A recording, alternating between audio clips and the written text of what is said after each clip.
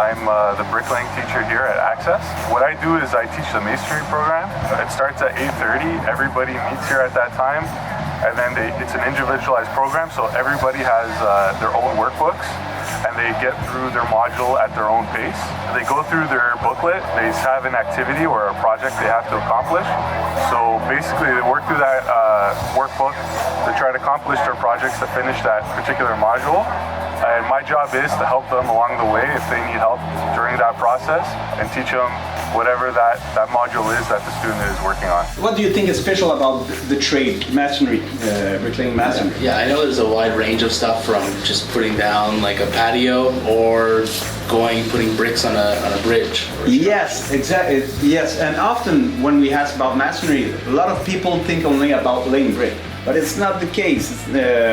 Putting brick, it's one thing, but like you mentioned, patio, we can do oven, we can work in restoration. In Montreal, look, the whole building that we have to do restoration on those buildings, and there's very specific technique that we have to use to restore it in an appropriate way. So we have that sector. We have another sector called refractory.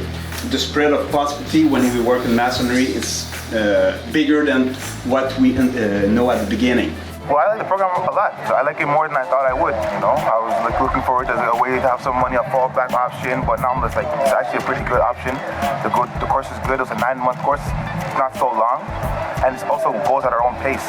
You know, so like me personally, I'm finishing the class in like 6 months. So it's like I'm going pretty fast and I'm enjoying it. So I was looking for something to do, and I know one of my friends already did the program, and he was telling me like I should try the program. So I gave it a try. I was doing something and it was slow. I was doing other things and it was slow at the time. So I applied for school and they called me back, and I was like, okay, let's do it. What do you think we need to go in masonry? Somebody strong? Strength, yes. Look, I'm not very big. I'm not big, but I'm strong, obviously. But obviously you develop strength with time. I would say more endurance, but what you need to like to work physically, because you can be strong, but prefer a couch. So here it's very important, you need to like to work physically, you need to work in team. It's a big aspect of what we're doing, and we're working outside. So with all the side thing about that. So when it's hot, when it's 40 degrees outside, you're under the sun. Okay, so there's a couple of fields that a mason, what we call ourselves a masonry or bricklayers, that we can go into. One of them would be refractory, the second would be restoration, and the third would just be new construction. For instance, new construction is anywhere from just building a new condo or new homes, schools, anything like that.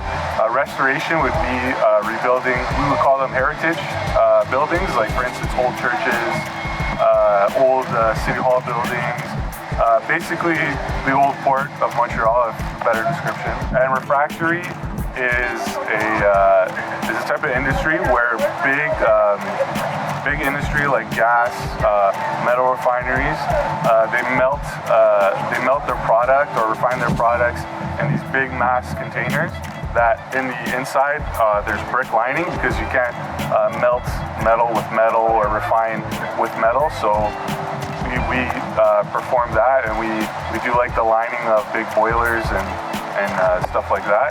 So the employment opportunities are there. As you know, or if you don't know, the construction industry is in demand right now. So we have employers here all the time coming in, and just it's more like a sign-up sheet. Just come put your name and students get a job like that. In construction, what about the financial aspect? What is the cost? I think it's something important for students usually. In construction, here in Quebec, we're very lucky. We're very lucky because we have to be under a union. And so we have a salary, common salary.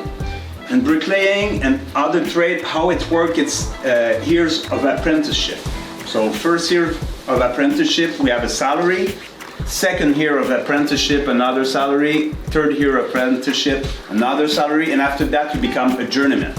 So when you start, at the beginning, when I create that document, it was 24. Now it's more around $25 per hour. So first foot that you put on the job site, you will earn $25 per hour.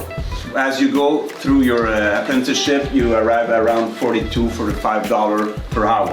Every project that I do, I'm enjoying because every project I'm learning more and more, right? Like when I was first started learning how to just lay the mortar, it was nice. Then I learned how to lay on the line and make my line straight, it was nice with my level. When I started doing arches, I liked it more, you know?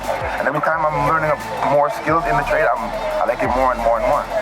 Obviously, to be a bricklayer, you have to do the training. I told you it was created for students, but some students, and it's like that, some students are faster than others.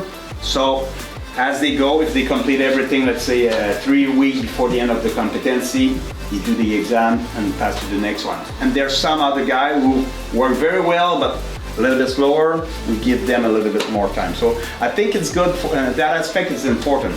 It's respecting more the learner, okay?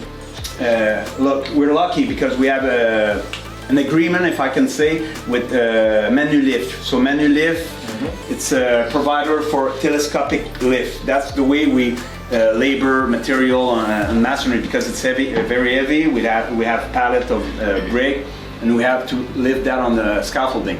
So they need to have. We already have a forklift on a job site, and we give them the training here with very brand new forklift, almost $3,000. So we're lucky. We have that agreement, and with that, the student have a card, so they will be able on the job site to operate those machines. And I find that this program really excels at that pace, so that students can achieve their goal of becoming a Mason at the end of the program.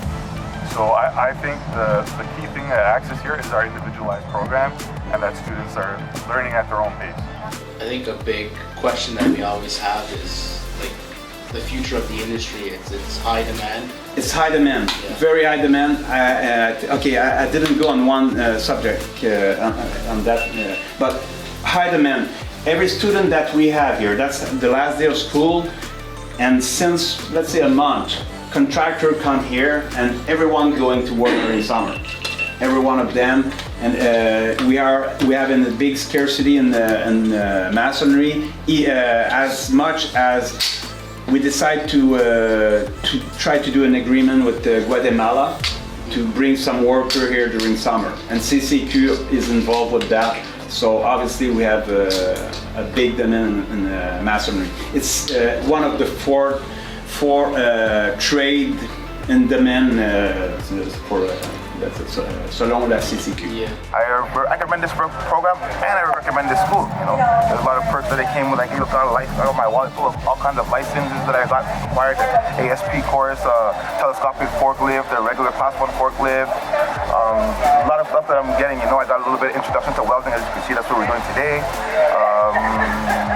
This class also, with this program, I don't know if it's offered in all the schools, but with this program, when you finish it, they credit you 1,350 hours towards your apprenticeship.